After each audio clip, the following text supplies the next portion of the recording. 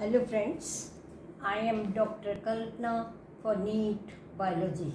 The topic I am taking today is stamen, microsporangium and pollen grains. Flower का जो male reproductive part होता है उसको हम एंड्रोशियम कहते हैं और हर एक एंड्रोशियम जो पूरा एंड्रोशियम है उसमें एक या एक से ज़्यादा क्या होते हैं, स्टेमेंस होते हैं। तो सारे स्टेमेंस मिला के क्या बनाएंगे, male reproductive part that is androecium. यदि हम इस तरह से फ्लावर का देखते हैं, ये थैलमस है जिस पे फ्लोरल पार्ट्स जो है ग्रो करते हैं। बीच में तो ये हो गया कार्पेलिया, गाइनिशियम और फिर यहाँ हो गया स्टेमेंस और फिर ये पेटल्स और सेपल्स होते हैं। तो ये जो है ये है स्टेमेंस।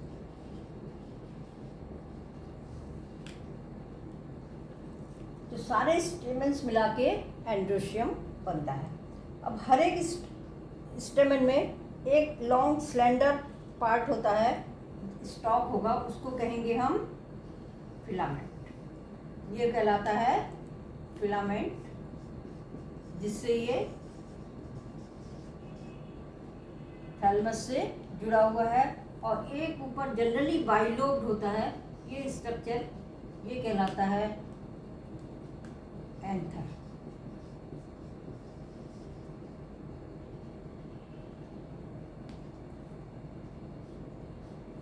तो इसमें हर एक स्टेमेन में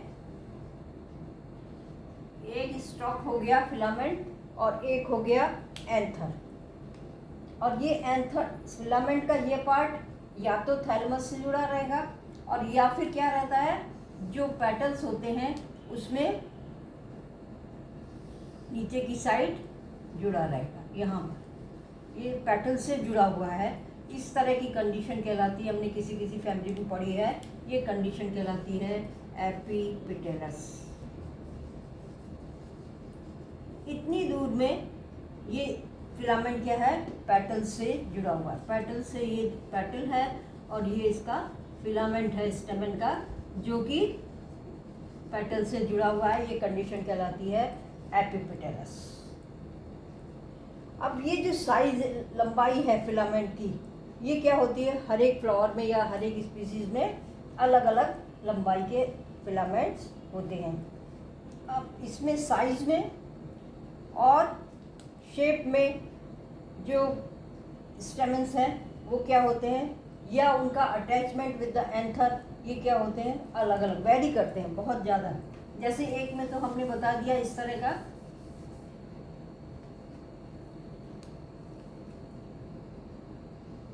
इस तरह से ये अटैच्ड है, या किस तरह से अटैच्ड हो सकते हैं,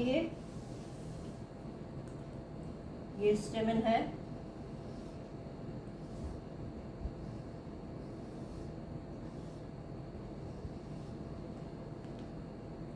इसमें ये इस तरह से अटैच हो सकता है, या इसमें ये इस तरह से अटैच हो सकता है, जिसमें ये पूरा का पूरा फिलामेंट जो है स्टेमेन के साथ साथ थोड़ी दूर तक चलता है एंथर के और फिर होता है। या कभी कभी जो है ये सिंगल लोब्ड भी हो सकता है इस तरह से। तो ये डिफरेंट अरेंजमेंट अटैचमेंट है एंथर और फिलामेंट के। तो ये तो डिफरेंट स्पीसीज में अलग अलग जो तरह से होता है, लेकिन टिपिकल जो एंथर होता है वो क्या होता है, बाइलोब्ड होता है। और हर एक लोब में फिर दो थीका होते हैं। थीका मतलब कैविटी, हर एक लोब में दो कैविटी होंगी या थीका होंगे, और हर एक थीका में दो दो पॉलन सैक होते हैं। इसका मतलब एक एंथर में 4 पॉलन सैक होंगे।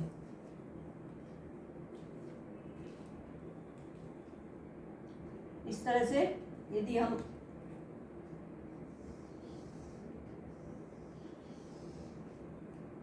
लंबाई में देखें, एलस काटते हैं हम उसका एंथर का, तो इसमें क्या दिखाई देंगे हमें, ये थीका दिखाई देंगे जिसके अंदर पॉलन ग्रेन्स होता है। लेकिन यदि हम इसका टीएस काटें या 2 डायमेंशनल देखें, टीएसबी और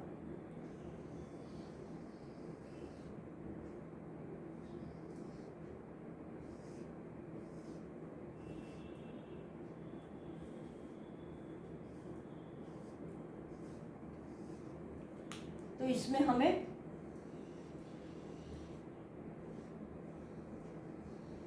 ये ट्रांसफर सेक्शन में है, ये वाला पार्ट ट्रांसफर सेक्शन में है और ये लंबाई में है, तो ये इसी तरह से आगे बढ़ता जाएगा। इस तरह का ये लंबाई में ये इस तरह का होगा और वैसे ट्रांसफर सेक्शन में इस तरह का होगा। तो इसमें 2 लोब्स दिखाई देंगे, एक तो ये और एक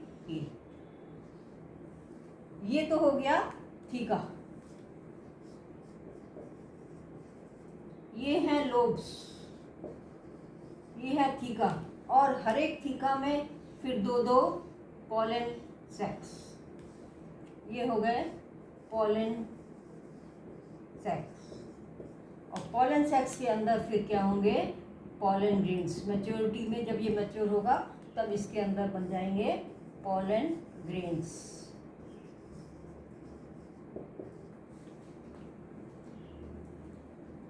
इस तरह से ये जो है ये पोर्शन ट्रांसफर सेक्शन में दिखेगा और ये लॉन्गिट्यूडनल में दिखेगा। तो इस तरह से ये एंथर और एंथर के अंदर 2 लोब जनरल केस में और उसके अंदर 2 थीका और हर एक थीका में 2 पॉलन सैक, मतलब कुल 4 मिला के पॉलन सैक होंगे। और ये जो पॉलन सैक है यही क्या कहलाता है, माइक्रोस्पोरेंजिया। तो इस केस में माइक्रोस्पोरेंजिया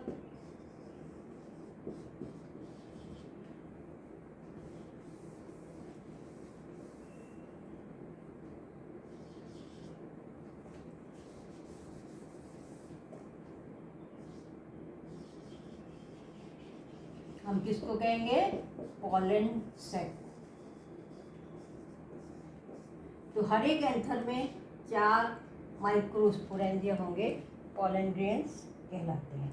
और ये जो पॉलन माइक्रोस्पोरेंजिया है ये क्या होंगे, सर्कुलर होंगे ट्रांसफर सेक्शन में और आउटलाइन इनकी सर्कुलर होगी और हर एक को सराउंड करते हुए 4 लेयर की वॉल होती है। जैसे ये हम ले लेते हैं,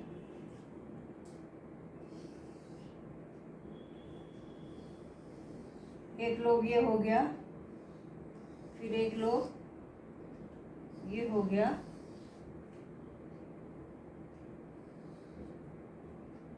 इस तरह से, और यहाँ पर हो गए पॉलन सैक्स।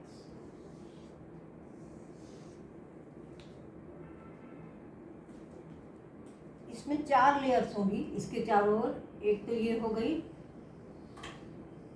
बाहर की, ये कहलाती है एपिडर्मिस, ये हो गई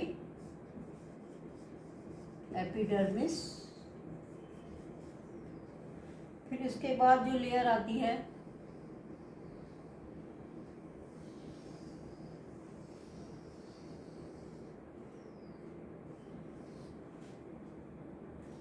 ये कहलाती है एंडोथीसियम।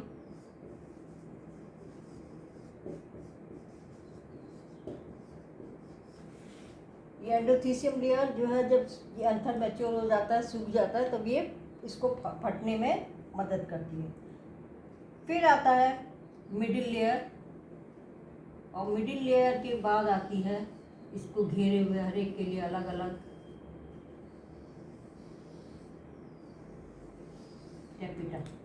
तो ये हो गई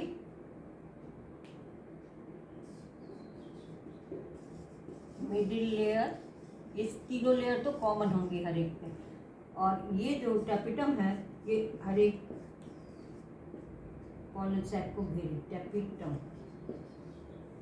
टैपिटम लेयर जो है ये न्यूट्रिशियस होती है, यही न्यूट्रिशन उसको देती है। तो इस तरह से ये 4 वॉल्स हो गई, एपिडर्मिस, एंडोथीसियम, मिडिल लेयर और टैपिटम।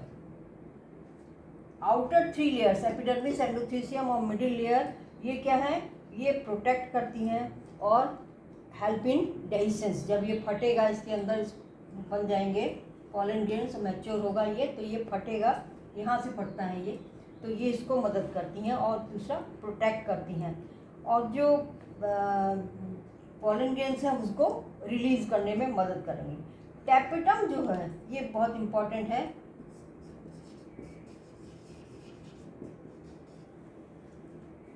टैपिटम लेयर जो है वो क्या करता है, नरिशेस, उसमें जो है, क्योंकि यहाँ पर जो है पॉलन ग्रेन्स बनेंगे, तो इन पॉलन ग्रेन्स को जो नरिशमेंट चाहिए वो यही देगा। Tapetum nourishes the developing pollen grains.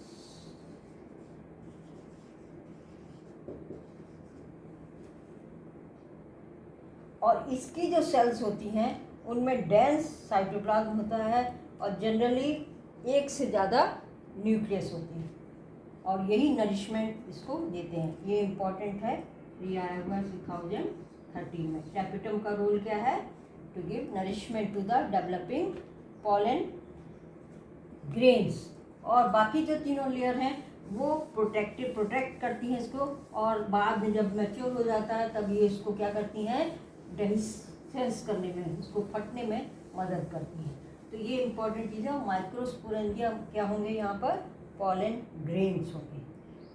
अब यदि हम इस पे वॉल्स को और ध्यान से देखें यदि, तो हमने अंदर तो क्या बनाया था, ये सेंटर में ये है स्पोरोजीनस टिश्यू, इसके अंदर ही जो है जो सेल्स होती हैं,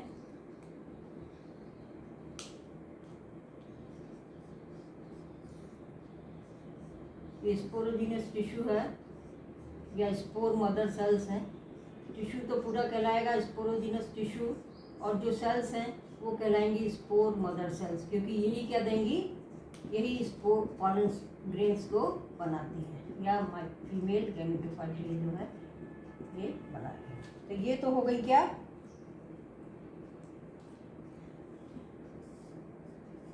माइक्रोस्पोर मदर सेल। एक एक को तो माइक्रोस्पोर मदर सेल कहेंगे, और पूरा मिला के ये क्या हो जाएगा, स्पोरोजीनस टिश्यू।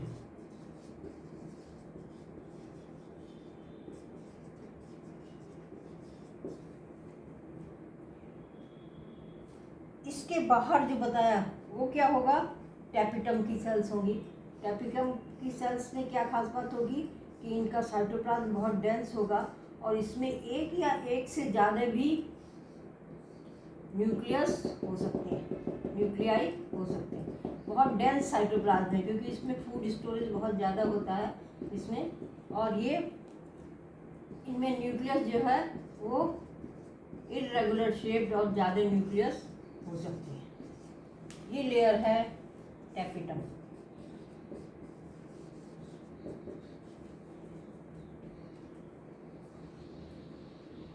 उसके बाद जो लेयर आती है वो है मिडिल लेयर।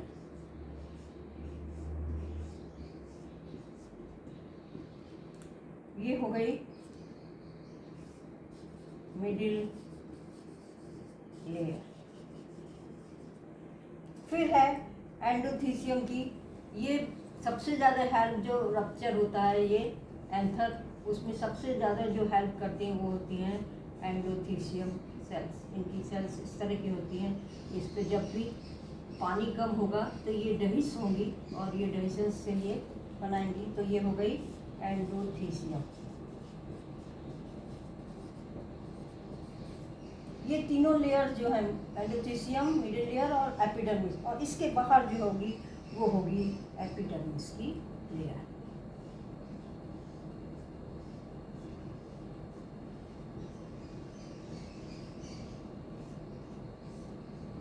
ये है एपिडर्मिस।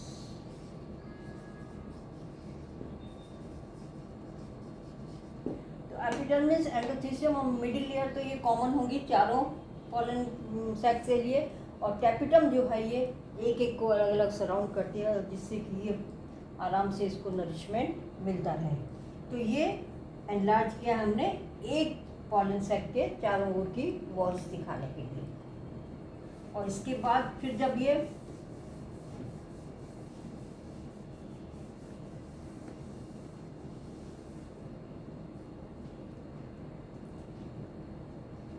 यंग एंथर में सेंटर ऑफ ईच माइक्रोस्पोरेंजिया, उसमें क्या रहेगा, ये dense compactly arrange homogeneous cells होती हैं जिनको स्पोरोजीनियस सेल्स कहते हैं और स्पोरोजीनियस टिश्यू कहते हैं। और इसकी हर एक सेल वो क्या कहलाएगी, वो कहलाएगी माइक्रोस्पोर मदर सेल। तो अब माइक्रोस्पोर मदर सेल, अभी तक जितनी भी टिश्यूज हमने सेल्स देखी हैं वो सब क्या है, डिप्लॉयड है, 2n है। अब क्या होगा, अब होगा microsporogenesis.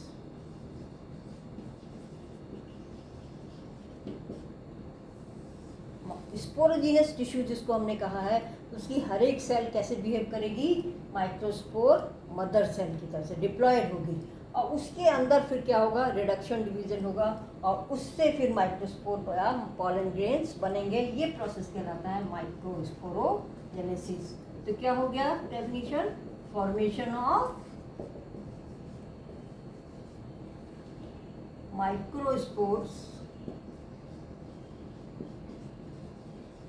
From sporogenous tissue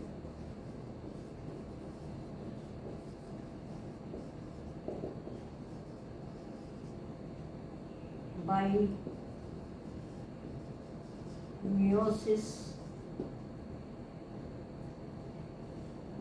in microspore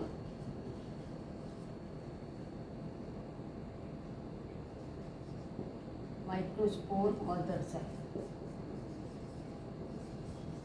या इनको पॉलन मदर सेल्स भी कहते हैं।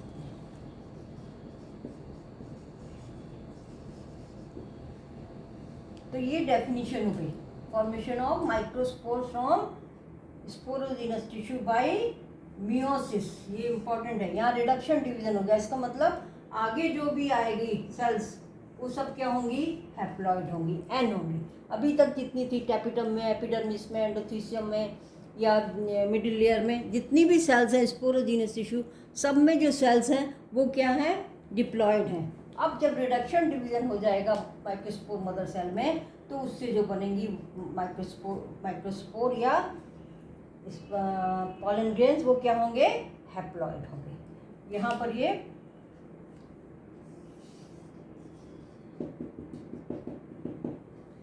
है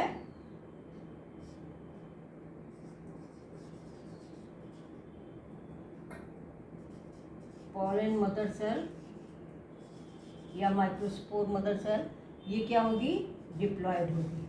और फिर इसमें क्या हो रहा है, रिडक्शन डिवीजन हो रहा है या मियोसिस हो रही है। और उससे जो बनते हैं, ये आपको पता है मियोसिस में एक सेल से 4 सेल्स बनते हैं, तो 4 यहाँ बनेंगे, लेकिन ये चारों क्या रहेंगे, एक साथ ही रहते हैं। इस तरह से ये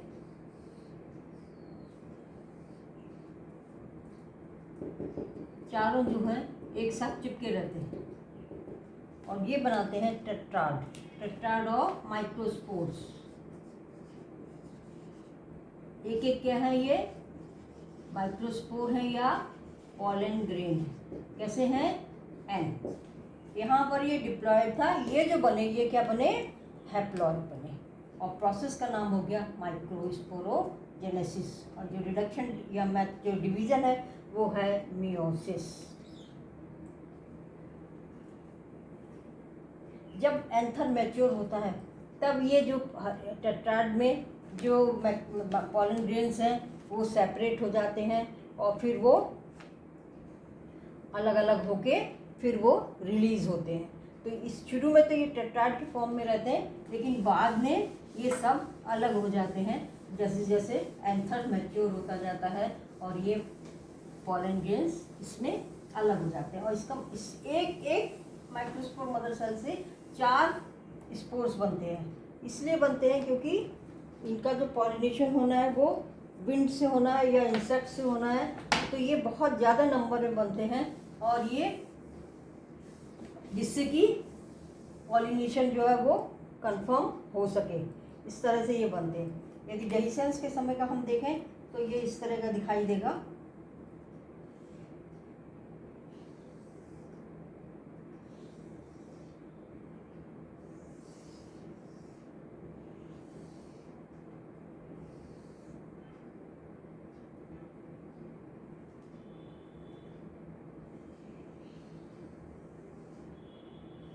ये तो एपिडर्मिस थी इनकी। इसके बाद यहाँ पर ये फट गया, जहाँ पर ये दोनों थीका जुड़ रहे थे वहाँ पर ये डेhiscence इनका हो जाता है। और उसके बाद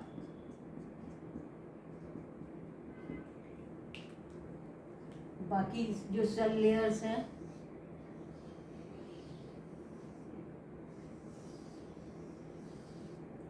वो होती हैं।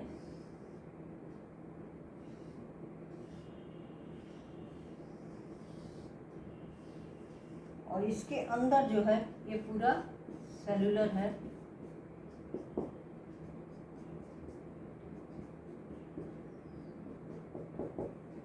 यहाँ पर जो है ये पॉलन ग्रेन्स बहुत ज़्यादा मात्रा में नंबर में बनते हैं।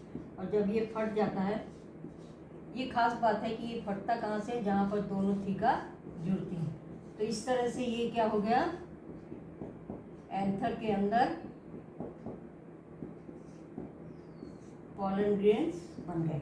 ये जो पॉलन ग्रेन्स हैं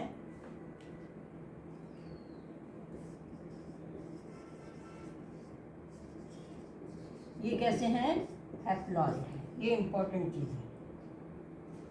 ये है डेहिस्ड एंथर। कहाँ से फट रहा है, ये इंपॉर्टेंट चीज़ है। डेhiscence इसका कहाँ से हो रहा है, जहाँ पर दोनों थीका मिल रहे थे। ये हुआ रिडक्शन डिवीजन से।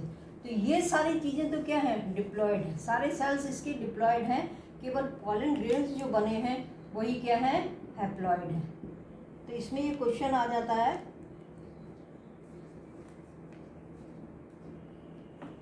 कि plant part which consist of 2 generation, one with in other, मतलब 2 जनरेशन है एक ही पार्ट में, डिप्लॉयड भी और हैप्लॉइड भी। तो हम यहाँ पर देख रहे हैं एंथर में क्या है, बाकी सारी सेल्स डिप्लॉयड है, केवल पॉलन ग्रेन्स क्या है, हैप्लॉइड है।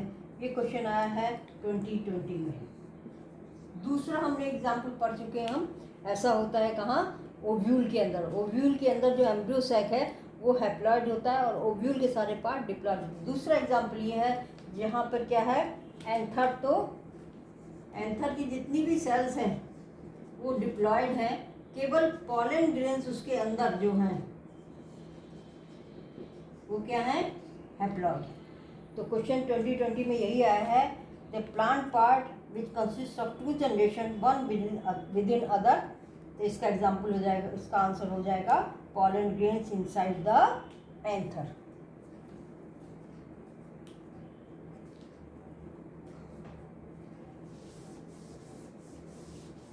तो इस तरह से अब जो शुरू हुआ ये क्या हुआ, हैप्लॉइड जनरेशन शुरू हुआ। अभी तक सब डिप्लॉयड था, चाहे वो स्टेमन का पार्ट हो या वो एंथर का पार्ट हो, किसी का भी पार्ट हो, सब डिप्लॉयड थे।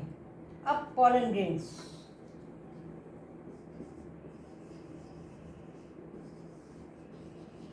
पॉलन ग्रेन कैसे बने, माइक्रोस्पोरोजेनेसिस से, माइक्रोस्पोर मदर सेल से, रिडक्शन डिवीजन से पॉलन ग्रेन्स बन गए। अब क्या होता है, ये इनको हम मेल गैमेटोफाइट कहेंगे।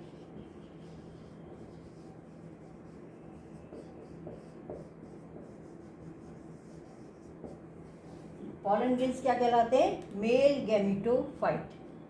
जैसे फीमेल गैमेटोफाइट एम्ब्रियो सैक था, ऐसी मेल गैमेटोफाइट हो गया पॉलन ग्रेन। ये जनरली जो है येलोइश पाउडरी मास होते हैं और इनकी सबसे अच्छी आर्किटेक्चर, इनकी जो सरफेस होती है वो बहुत इंटरेस्टिंग होती है। वो अलग अलग, इसमें बहुत वैरायटी होती है, अलग अलग प्लांट स्पीसीज में अलग अलग बहुत ज़्यादा वैरायटीज इसकी पाई जाती हैं। Variety of architecture, size, shape, colour, design, ये पॉलन ग्रेन्स की खास बात होती है। तो इसमें मान लीजिए ये पॉलन ग्रेन है एक,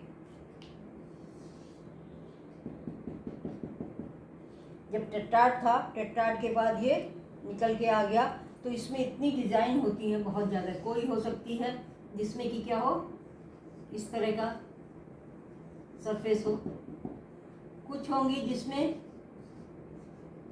स्पाइनस सरफेस होगी, और कुछ होती हैं जो, ये तो बिल्कुल प्लेन हो गई, ये बिल्कुल जिगजैग हो गई, इसमें ये स्पाइनी हो गई, या किसी किसी में ये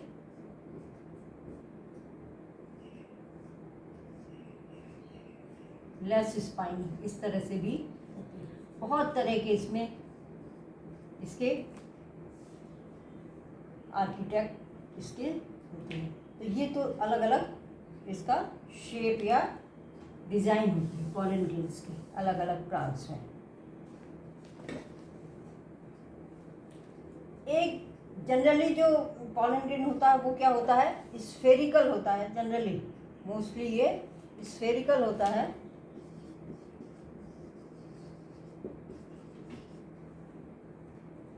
और 25 से लेके 50 माइक्रोमीटर डायमीटर में, डायमीटर इनका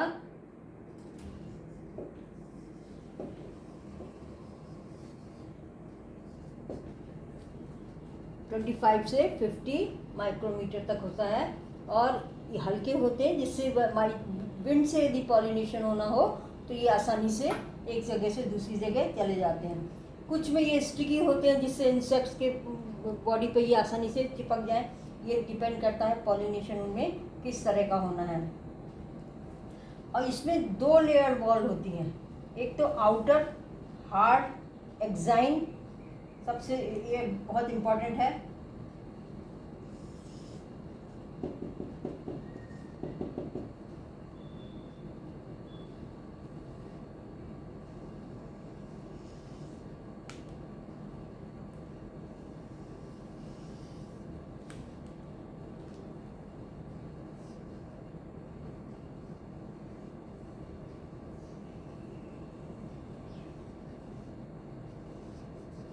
बाहर की जो वॉल है जिसमें डिफरेंट डिजाइन्स हो सकती हैं, आर्किटेक्ट हो सकते हैं जिसमें,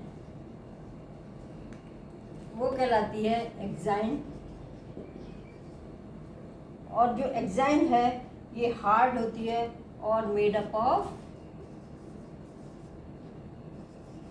जो सब्सटेंस होता है वो कहलाता है स्पोरोपोलिन।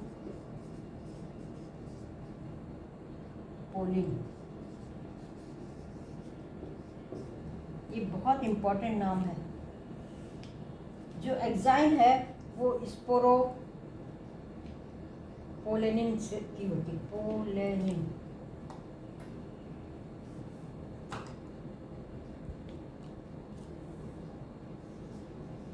ये सब्सटेंस है, इसकी बनी होती है एक्साइन। ये जो है एक बहुत ही रेजिस्टेंट ऑर्गेनिक मटेरियल है। जितना भी अभी तक ऑर्गेनिक मटेरियल मालूम है उसका ये सबसे हार्ड है, सब्सटेंस है, स्टेबल। और ये जो है हाई टेम्परेचर या स्ट्रॉन्ग एसिड और स्ट्रॉन्ग बेस, इन सब में भी ये नष्ट नहीं होता है, और कोई एंजाइम से ये डिग्रेड नहीं होता है।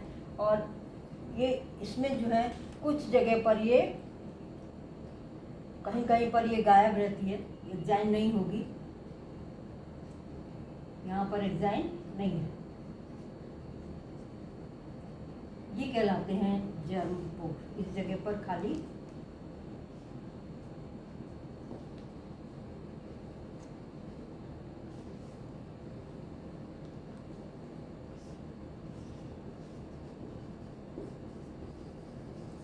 कुछ जगह पर एंजाइम नहीं होगी, वो जगह जो है वो कहलाती हैं जर्म पोर, क्योंकि जो पॉलन ट्यूब बनेगी वो इसी जर्म पोर से होके बाहर आएगी। अदरवाइज एग्जाइन इतनी हार्ड होती है कि इसमें से पॉलन ट्यूब बाहर नहीं आ सकती। इस जगह पर ये स्पोरोपोलेनिन एब्सेंट होता है, जिस जगह पर जर्म पोर बनते हैं। और इसके अंदर जो लेयर होती है वो ये इंटाइन होती है, और ये बनी होती है सेलुलोज एंड पैक्टिन।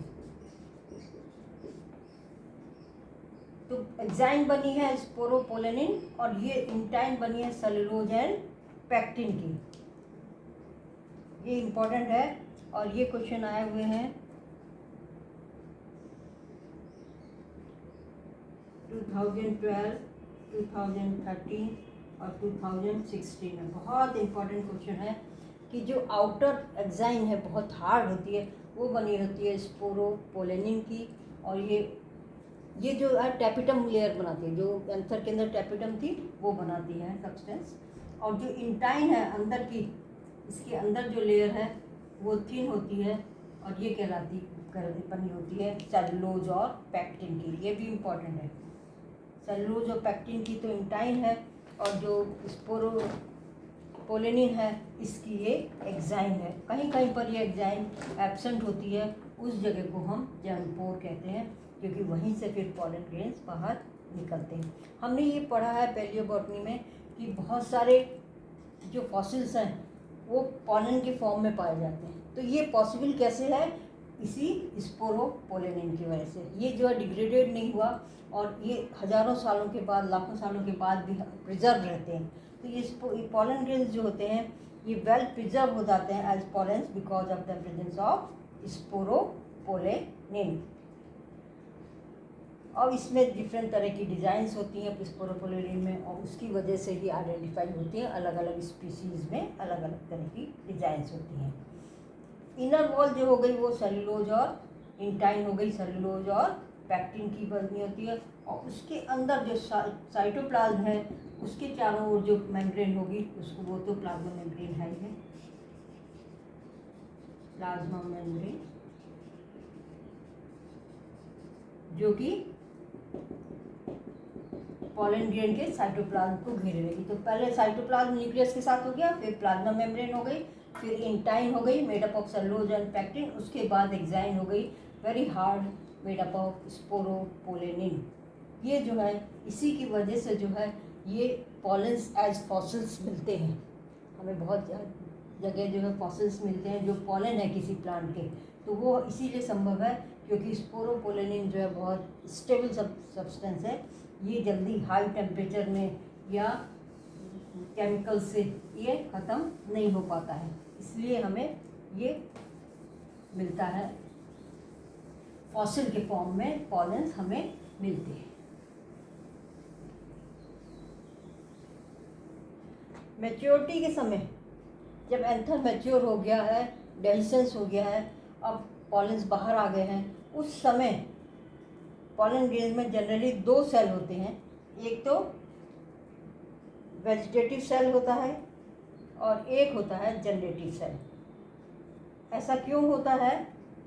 और वेजिटेटिव सेल जो बड़ा होता है और जो जनरेटिव सेल है वो छोटा होता है। शुरू में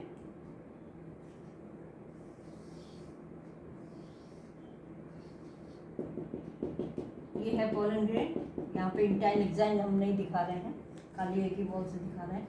बाद में इसके अंदर क्या हो जाता है, इसके अंदर एक्चुअली एक वैक्यूल डेवलप हो जाती है। ये वैक्यूल है, उसकी वजह से न्यूक्लियस डिवीजन होता है।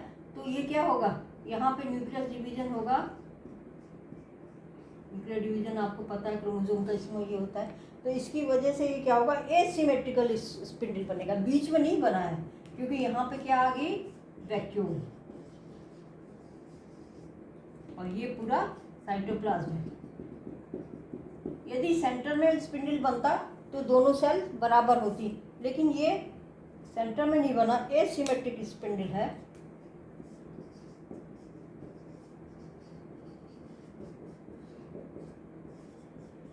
सेल डिवीजन में जो स्पिंडल बनता है जिसकी वजह से न्यूक्लियस दो में बढ़ता है, तो वो क्या होता है, इस वैक्यूल की वजह से एक साइड थोड़ा सा अलग हटके बनता है, सेंटर में नहीं बनता है। इसलिए ये क्या होता है, एक बड़ी सेल बन जाती है और एक छोटी। जब यहाँ बटेगा तो एक न्यूक्लियस यहाँ होगा, एक न्यूक्लियस यहाँ होगा, तो ये सेल जो होगी ये एक छोटी सेल हो जाती है और एक बड़ी सेल हो जाती है। तो इसकी वजह से जब ये बढ़ता है तो क्या होता है, एक तो छोटी सेल हो गई और एक जो है ये बड़ी सेल हो गई।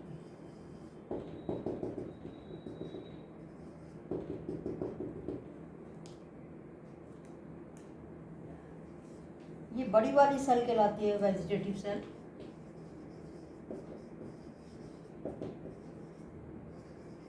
और छोटी वाली कहलाती है जनरेटिव सेल।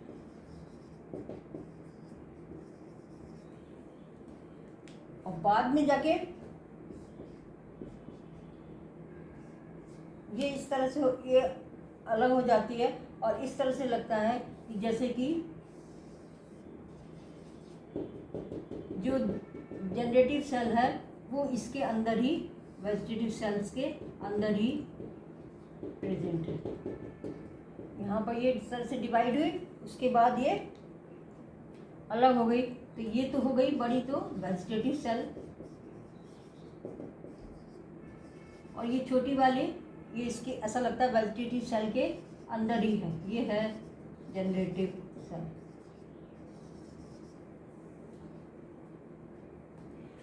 बड़ी वाले में साइटोप्लाज्म ज़्यादा है, छोटी वाले में फूड रिजर्व भी ज़्यादा है, और इरेगुलर शेप, इसका जो न्यूक्लियस होता है ये इरेगुलर शेप्ड है, और इसमें साइटोप्लाज्म भी ज़्यादा होता है।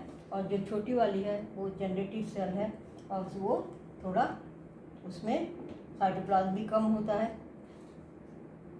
और ये ऐसा लगता है कि ये फ्लोट कर रही है, साइटोप्लाज्म ऑफ वेजिटेटिव सेल है, स्पिंडल शेप्ड हो जाती है, और इसमें डेंस साइटोप्लाज्म और एक न्यूक्लियस होता है। ये क्या स्टेज है, ये है two celled stage of pollen grain, two celled stage. Generally इसी स्टेज पर ज़्यादातर प्लांट्स में 60% प्लांट्स में इसी स्टेज पर पॉलन ग्रेन्स शेड होते हैं, और कहाँ जाते हैं, किसी भी फीमेल फ्लावर के स्टिग्मा तक, तभी पॉलिनेशन होता है। पॉलिनेशन में क्या होता है, transfer of pollen into the from anther to stigma of the same flower और टू द अदर फ्लावर। तो ये स्टेज है, टू सेल स्टेज है, जिसमें कि ये क्या होते हैं, शेड होते हैं, कहाँ पर जाते हैं, स्टिग्मा पर, और फिर वहाँ पर पहुँच के फिर इसमें से पॉलन ट्यूब्स निकलती है जो अंदर जाके स्टाइल के अंदर थ्रू पहुँचते अंदर एम्ब्रियोसाक के अंदर पहुँचती है। लेकिन कुछ में क्या होता है कि जो जनरेटिव सेल है, ये वाली छोटी वाली, ये माइटोटिकली डिवाइड हो जाती है, forming two male gametes before pollen grains are shed. मतलब कुछ में क्या होगा,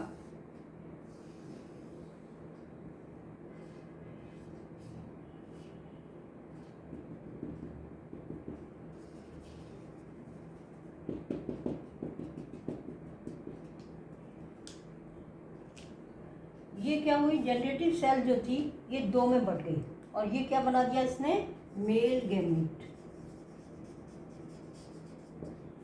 60% में तो ये टू सेल स्टेज में होती है, और फिर बाकी की स्टेज जो होगी वो स्टिग्मा पर पूरी होगी, ये स्टेज स्टिग्मा पर आएगी। पर किसी किसी में ये 3 सेल स्टेज हो जाती है, क्यों, क्योंकि जनरेटिव सेल ने 2 मेल गैमीट्स बना दिए, और इस समय ये ट्रांसफ़र होगा इसका फ्रॉम एंथर टू स्टिग्मा। तो किसी किसी में ये 3 सेल स्टेज में इसका पॉलिनेशन के समय ये 3 सेल स्टेज होते हैं। ये तो हो गया पूरा जब तक कि पॉलिनेशन होगा। अब ये जो पॉलन ग्रेन्स बनते हैं, इनमें एक निगेटिव पॉइंट क्या है कि ये जब सीजन इनका होता है ट्रांसफ़र का, उस समय क्या होता है, ये क्रिएट करते हैं एलर्जी और क्रोनिक रेस्पिरेशन में प्रॉब्लम करते हैं, डिसऑर्डर्स करते हैं, जैसे कि अस्थमा और ब्रोंकाइटिस। ये बहुत इंपॉर्टेंट चीज़ है, ये जो है पॉलन एलर्जी, कुछ लोगों में पॉलन की एलर्जी हो जाती है, इससे अस्थमा और ब्रोंकाइटिस,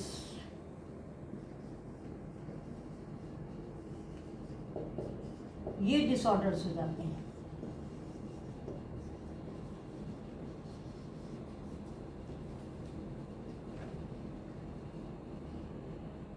एक प्लांट है कैरेट ग्रास, पार्थेनियम, वो इंडिया में आया था वीट के साथ। जब वीट का सीड्स को इंपोर्ट किया था उसके साथ ये इसके पॉलन आ गए थे और फिर वही उन्होंने क्या किया, एलर्जी क्रिएट कर दी। तो ये जो इम्पोर्टेंट है पार्थेनियम या कैरेट ग्रास, ये वीट के सीड्स के साथ आए और इन्होंने क्या कॉज किया, पॉलन एलर्जी। ये नोटिस किया गया कि इन्होंने पॉलन एनर्जी प्रोड्यूस किया जिससे कि अस्थमा और ब्रोंकाइटिस हुआ। तो ये जो पार्थेनियम प्लांट है, इसका ये वीट के सीड के साथ आए और फिर इन्होंने एलर्जी यहाँ पर क्रिएट की। पॉलन ग्रेन्स जो होते हैं ये न्यूट्रिएंट्स में रिच होते हैं और यूज़ होते हैं एज फूड सप्लीमेंट्स। जो आजकल सप्लीमेंट लिए जाते हैं फूड के, प्रोटीन के लिए और या फैट के लिए, न्यूट्रिएंट विटामिन्स के लिए, न्यूट्रिएंट सप्लीमेंट, खाना जो हम खाते हैं उसके अलावा लिए जाते हैं सप्लीमेंट्स, उनको हम उसमें ये पॉलन यूज़ होते हैं।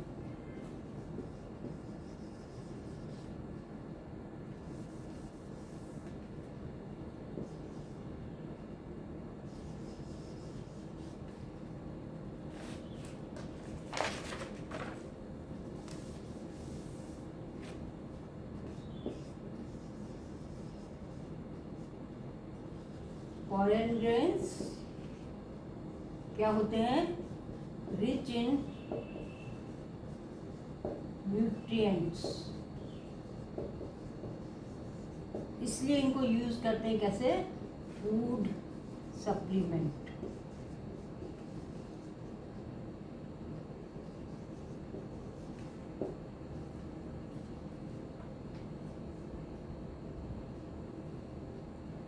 इनको यूज़ करते हैं एज फूड सप्लीमेंट, ये इम्पोर्टेंट चीज़ है और ये क्वेश्चन आया हुआ है 2000।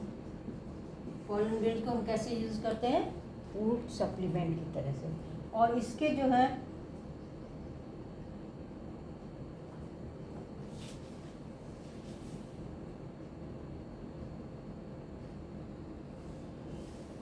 ये ज़्यादातर एथलीट्स या रेस हॉर्सेस जो है उनको दिया जाता है और इससे कुछ जो प्रोडक्ट्स बनते हैं इस पॉलन प्रोडक्ट्स, कुछ वो क्या क्या है, एक तो एनर्जी शेक, कुछ एनर्जी शेक मिलते हैं एज फूड सप्लीमेंट, कुछ जो है बी पॉलन क्रीम की तरह यूज होते हैं, क्रीम,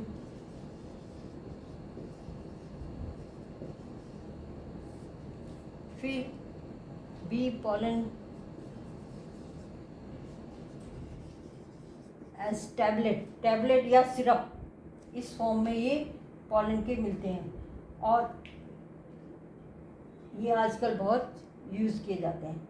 जब पॉलन शेड हो जाते हैं, स्टिग्मा में पहुंचते हैं, तो पॉलिनेशन होता है और ये पॉलन कितने तक सरवाइव करते हैं, पॉलन का बनना, पॉलन का निकलना और पॉलन स्टिग्मा तक पहुंचना, तो इनका ऐसा नहीं है कि इंडेफिनिट टाइम तक ये सरवाइव करेंगे, कुछ टाइम लिमिट होती है, उतने तक ही ये इनका पॉलिनेशन हो जाना चाहिए, उसमें से पॉलन ट्यूब निकल जानी चाहिए।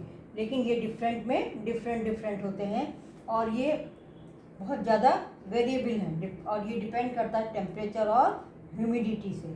जैसे कि सीरियल्स, फॉर एग्जांपल राइस और वीट, इन सब में क्या होती है, ये पॉलन्स जो होते हैं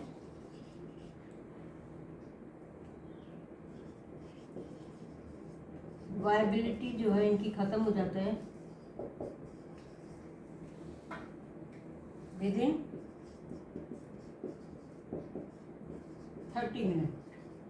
of shedding to the stigma. Stigma पर पहुंच गए उसके 30 मिनट तक ही इनकी वायबिलिटी रहती है, उसके बाद ये वायबल नहीं रहते। कुछ जैसे कि रोजेसी फैमिली है या लेग्यूमिनेसी, सोलेनेसी,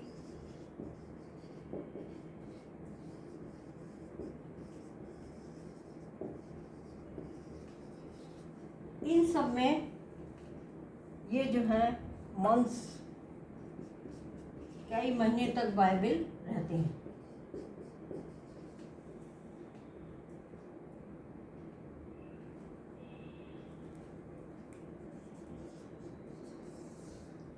मतलब कुछ मिनट से लेके कुछ महीने तक ये वायबल रह सकते हैं। अब जो है पॉलन को जो है उनको स्टोर भी किया जा सकता है ईयर्स तक। ये तो नेचर में है, पर अब इस तरह के निकल आए हैं तरीके कि इनको हम स्टोर कर सकते हैं कई सालों तक, और फिर इनको यूज़ कर सकते हैं एज पॉलन बैंक। जैसे हम सीड बैंक्स यूज़ करते हैं, ऐसे ही पॉलन बैंक्स जो है वो यूज़ कर सकते हैं। जैसे आर्टिफिशियल इंसेमिनेशन करते हैं, उसी तरह से इनको हम स्टोर कर सकते हैं, इसको क्रॉप ब्रीडिंग प्रोग्राम के लिए तरह। क्रॉप ब्रीडिंग प्रोग्राम में हम इनको पॉलन बैंक्स में स्टोर करते हैं, और स्टोर करने के लिए इनको क्या करते हैं, लिक्विड नाइट्रोजन में, जिसका टेम्परेचर होता है -196 डिग्री सेल्सियस, इस पर हम इसको पॉलन को स्टोर करते हैं और फिर इनको हम यूज़ कर सकते हैं। जैसे आर्टिफिशियल इंसेमिनेशन में हम स्पर्म्स या सीमन को यूज़ करते हैं, उसी तरह से सीड बैंक को यूज़ करते हैं, इसी तरह से हम पॉलन बैंक को भी यूज़ कर सकते हैं। ये रिसेंट डेवलपमेंट्स हैं, तो क्योंकि ये फिर आगे काम आ सकते हैं। तो इस तरह से ये पॉलन जो है फिर हम पॉलिनेशन करा के उनको यूज़ कर सकते हैं, अच्छी वैरायटी के पॉलन। अब ये पूरा था। यदि आपको समझ में आ गया हो, अच्छा लगा हो, तो लाइक कीजिए, शेयर कीजिए और चैनल को सब्सक्राइब कीजिए। Thank you.